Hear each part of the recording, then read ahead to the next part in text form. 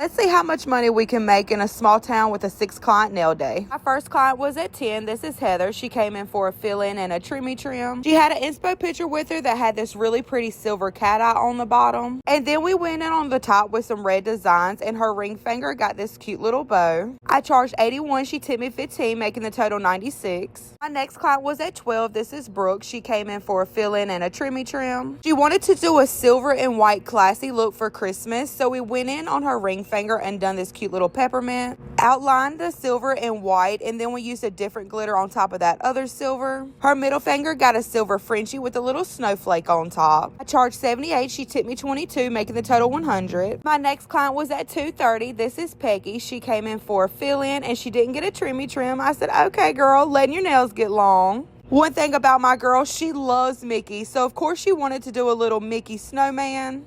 After I put his little ears down, I went in and made tiny little dots for his eyes and his mouth and a little carrot nose, and you can't forget his arms. I charged 67. She tipped me 5, making the total 72. My next client was at 4. This is her daughter Pam. She came in for a fill-in. She wanted to do like a red on red look today. She had this inspo picture, so we painted the bottom red and went in on top and done little red Christmas tree. Added silver garland and a silver little star. And we did decide to outline it in white so it would pop against the background. And I charged her 67 for this set.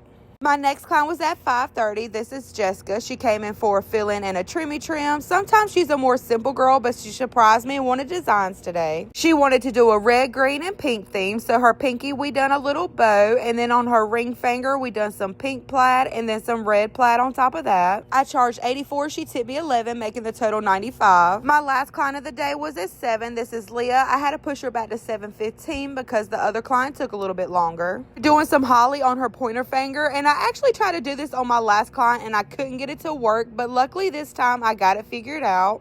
Added our little red dots in the center of that and some red dots around it as well.